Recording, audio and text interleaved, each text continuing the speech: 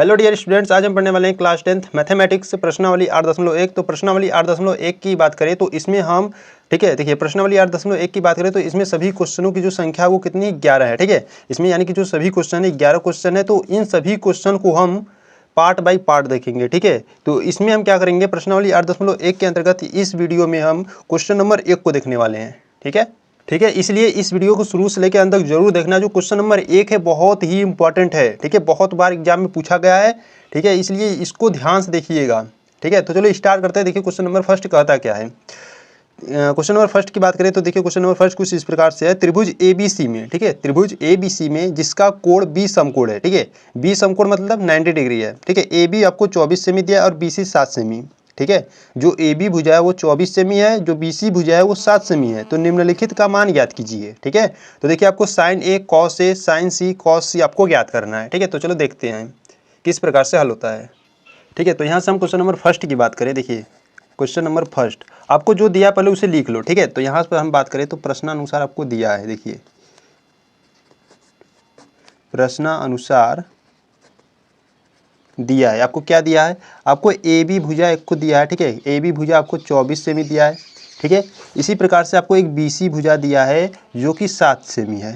ठीक है, इस प्रकार से आपको प्रश्न में दिया है। और जो करा था B समकोण है। ठीक है, तो देखिए B समकोण का मतलब क्या हुआ, आपको एक समकोण त्रिभुज बनाना है। ठीक है, कुछ इस प्रकार से। ठीक है, इस प्रकार से आपको एक समकोण त्रिभुज बना लेना है।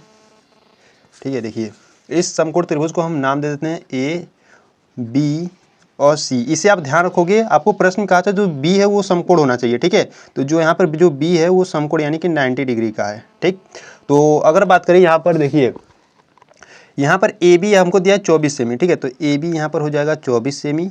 BC की भुजा है 7 सेमी, यानी कि ये जो BC है वो 7 सेमी है। ठीक है, और यहाँ पर अगर हम थीटा मानते हैं, ठीक है, मान लीजिए C पर हम थीटा मानते हैं तो ये कर्ण होगा और थीटा के सामने वाली भुजा यानी कि AB जो होगा वो लंब होगा। ठीक है, और ये BC आधार। ठीक, तो आपको देखो लंब आधार दिया है। ठीक है, यहाँ से हम कर्ण निकालेंगे तो कैसे निकालेंगे, पाइथागोरस प्रमेय से। ठीक है, तो यहाँ से लिखेंगे हम पाइथागोरस प्रमेय से। ठीक है,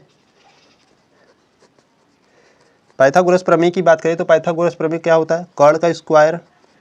ठीक है, कर्ण का स्क्वायर बराबर लंब का स्क्वायर प्लस आधार का स्क्वायर। ठीक है, तो ध्यान दीजिएगा कर्ण क्या होता है, कर्ण आपका जो सबसे बड़ी लंबी भुजा होती है उसे कर्ण कहते हैं, यानी कि AC यहाँ पर कर्ण होगा। ठीक है, लंब की बात करें थीटा के सामने वाली भुजा लंब होती है, यानी कि यहाँ पर AB आपका लंब होगा। ठीक है, स्क्वायर प्लस आधार, आधार आपका BC है। ठीक है, तो BC का स्क्वायर।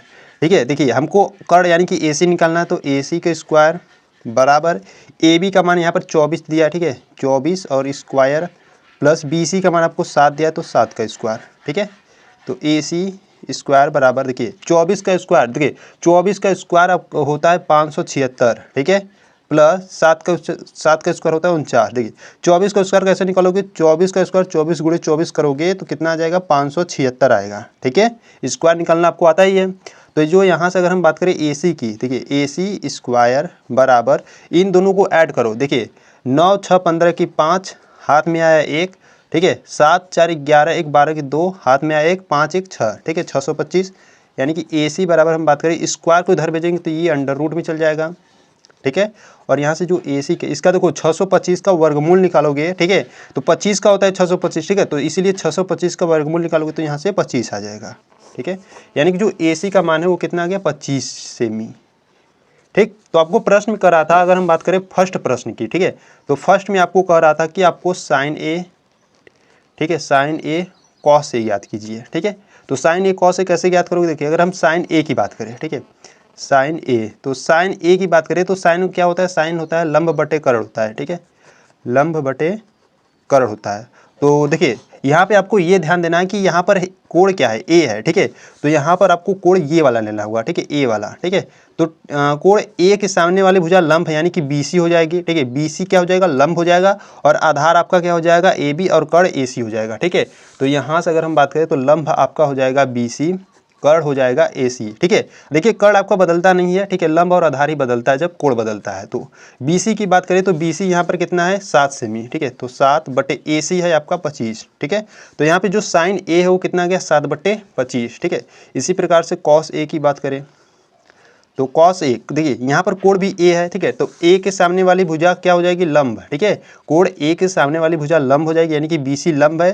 तो अगर हम बात करें cos को आप क्या लिख सकते हो, ठीक है, अगर हम बात करें cos को आप क्या लिख सकते हो, cos को आप लिख सकते हो आधार बटे कर्ण लिखते हो। ठीक है, तो यहाँ पे देखिए आधार की बात करें तो आधार है AB और कर्ण है AC। ठीक है, तो AB आपका जो भुजा है वो 24 है और जो AC यानी कि कर्ण है वो 25 है। ठीक है, तो cos A बराबर कितना हो जाएगा 24/25। ठीक है, इसी प्रकार से क्वेश्चन नंबर सेकेंड की बात करें।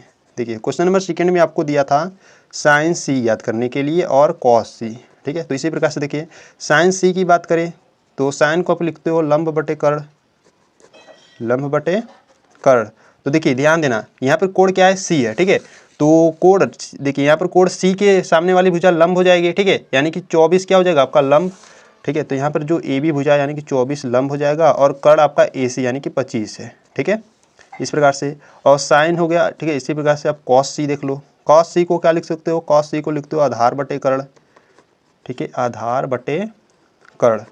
तो आधार की बात करें, देखिए आधार क्या है, आधार आपका BC है। ठीक है, तो BC आधार कर्ण AC है। ठीक है, यानी कि 7/25 हो जाएगा। यहाँ से आधार है 7 और कर्ण है आपका 25। ठीक है, यानी कि आप cos C को लिख सकते हो 7/25। ठीक है, तो इस प्रकार से यहाँ पर क्वेश्चन नंबर 1 कंप्लीट होता है। ठीक है, तो क्वेश्चन नंबर 1 के बाद हम क्वेश्चन नंबर 2 को करेंगे अगली वीडियो में। ठीक है, तो अगर आपको वीडियो अच्छा लगता है तो वीडियो को लाइक कर देना। ठीक है, चैनल पर नए हो तो चैनल को सब्सक्राइब कर देना, अपने दोस्तों के साथ जरूर शेयर करना। ठीक, तो मिलते हैं नेक्स्ट वीडियो में, तब तक के लिए जय हिंद, जय भारत, वंदे मातरम।